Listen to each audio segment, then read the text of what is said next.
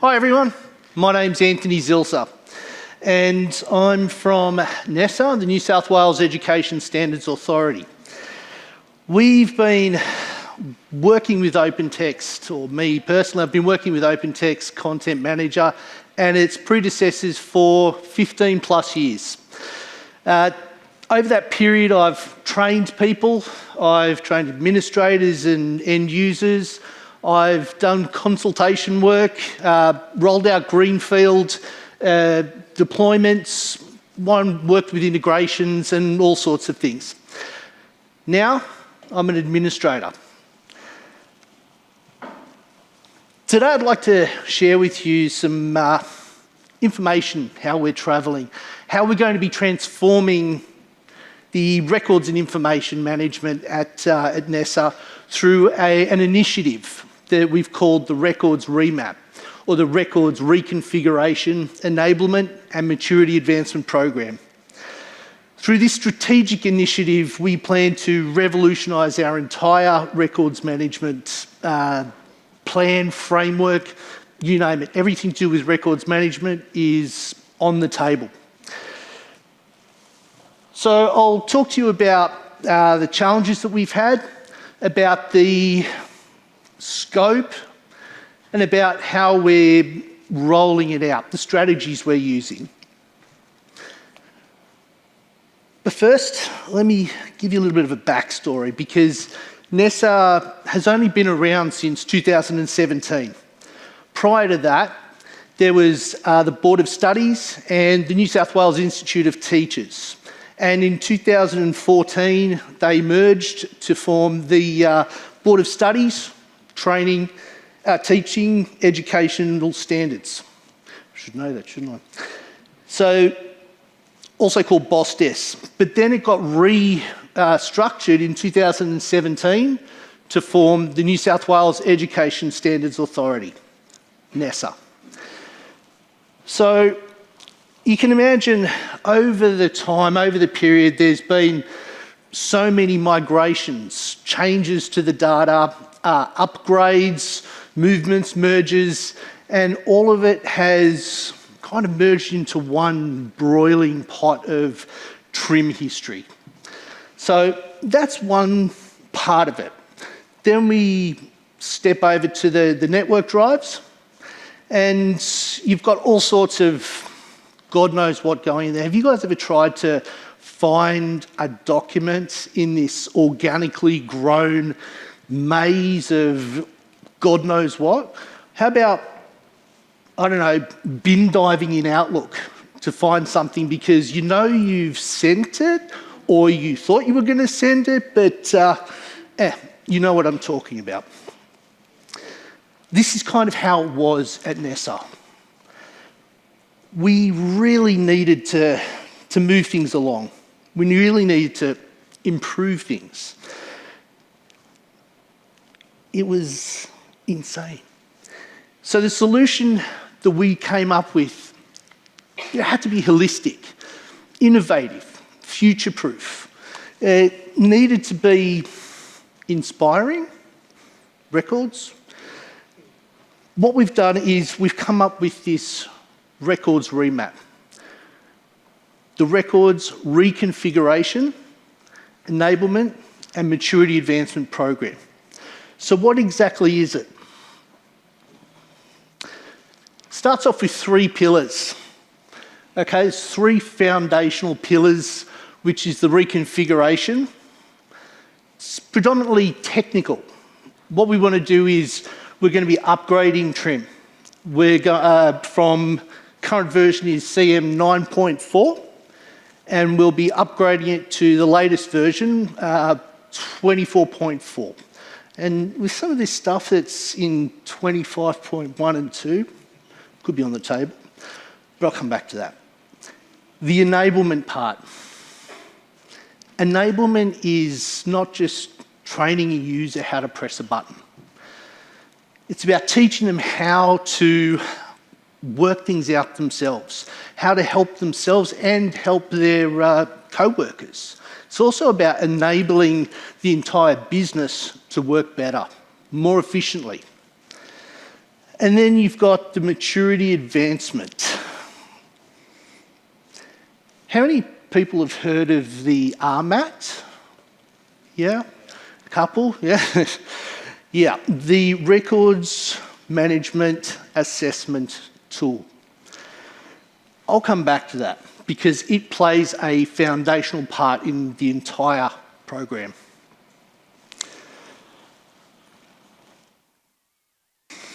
Let me talk a little bit about our approach.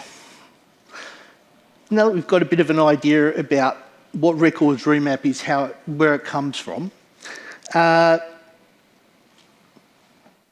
approach is primarily straightforward, I would suggest. What we want to do is, in essence, make it as simple as possible. That is the key. If we make it simple, then, and also easy to use, then why won't people use it? They will, especially, and again, I'll talk to you about this in the next slide, when we actually do the reconfiguration, the business unit engagement, that's when the magic happens. But what we want to do is, we start off with incremental influence. So, you've probably heard of the sphere of influence. You have the ability to change things within that sphere of influence. Now, what we've done, what we do is we make our changes, we fix our little bits and pieces, and we increase that sphere of influence by making those changes significant. Once we make further changes, the sphere increases and allows us to make more changes and keep going in that direction. We use a bit of luck, and it's not fortune. We listen, understand, and consult. And that way we have a bit of knowledge that we can use to help. Being bifocal. Normally when I've been involved in programs, the focus is on records management. This needs to be bifocal. It's on the records management, absolutely, but it's also on the business users. We need to look at it from both perspectives. If we do all of this, we're going to make it the logical choice. Trim, Content Manager, it will be the logical choice to actually use it. And when we build it with the business in mind and with them, we can build it and they will come. Now, records management is no field of dreams, but it doesn't have to be a nightmare either. You could say that this entire program is customer-centric, because that's exactly what it is.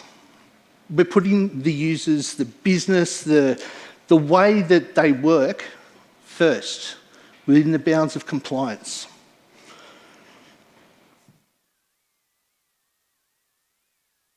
All right, so the Records Management Assessment Tool, the RMAT.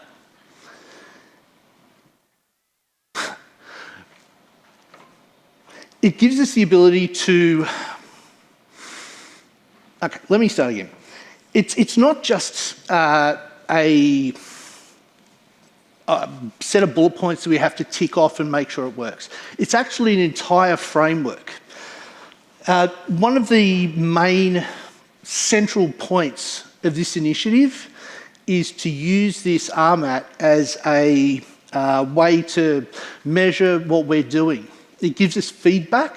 It allows us to see what's on track, how we're going to move forward, what we need to change, what's wrong, and how to make it right. So much information in those documents, it's insane.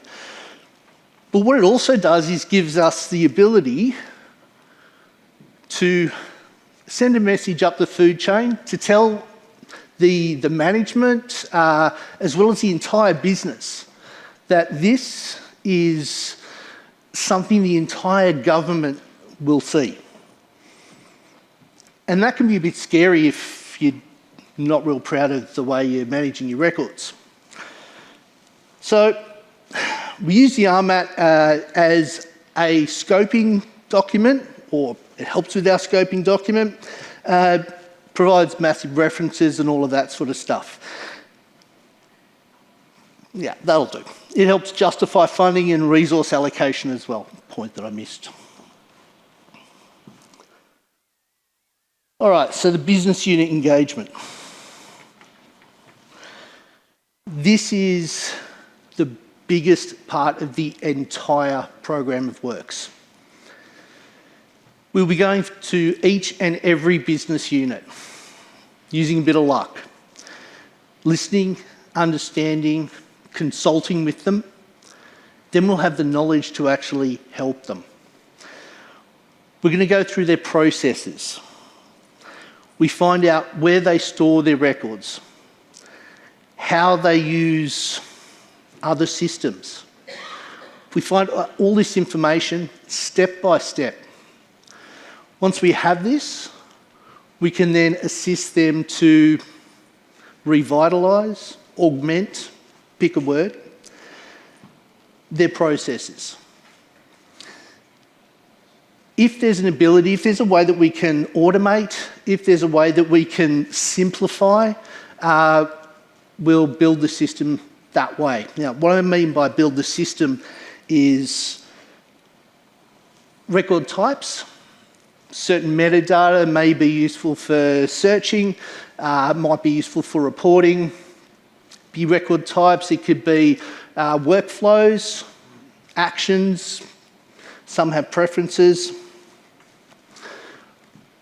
But more than that, it's about creating the way that they need to work, not the way that we want them to work, which is the typical way that these things normally get rolled out. You've got your classifications, you've got your retention and disposal schedules, you've got your standard documents and all of that sort of thing. Users typically don't understand the classifications. So you've heard of records management by stealth? Yeah, sort of like that. What we're doing is we're setting up an entire structure. We build a structure within the content manager so that they can drill down. It's almost like their network drives-ish. And we set up security, we set up record types and whatnot so that they can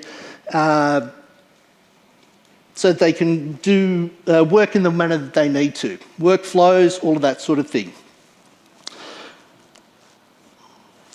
There have been some challenges, like with any massive program, there are challenges. One of the main challenges that we have is that the business really wants to get engaged. Now that sounds a bit weird, but we keep getting requests to get involved in this, and that can be a bit of a challenge because we need to manage those expectations so we don't get overwhelmed, but also they don't lose interest and sort of get stale.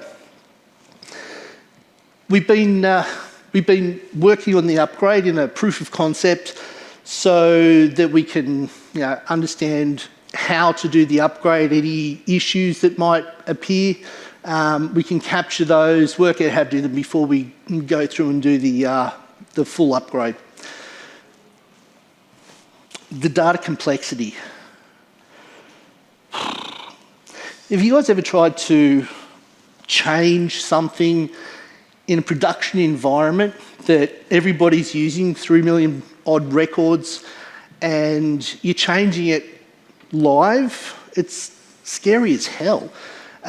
We need to be very careful, obviously, that we don't damage any of the integrity of the records.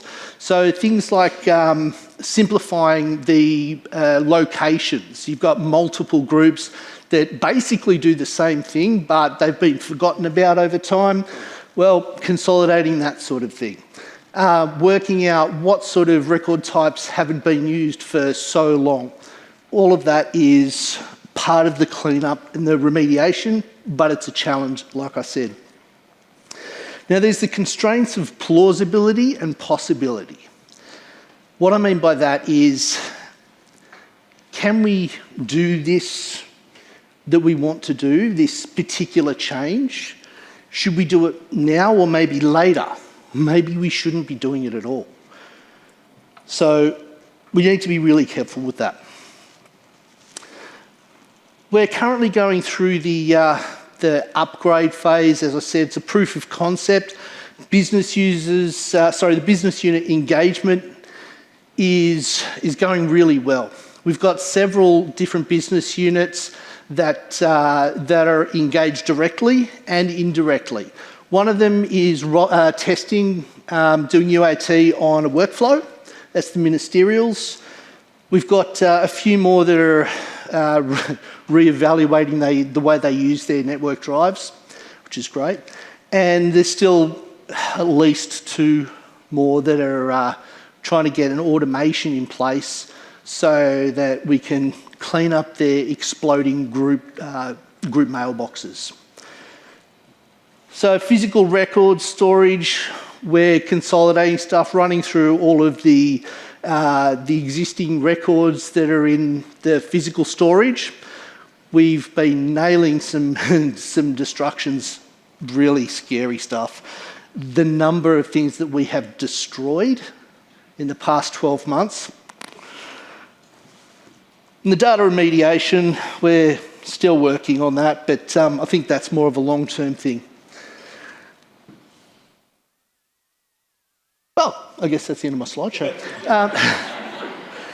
Look, thank you everyone so much for listening to me, and hopefully I can come back and deliver a bit more information about how we're going, how we're progressing with this records remap. Thank you so much.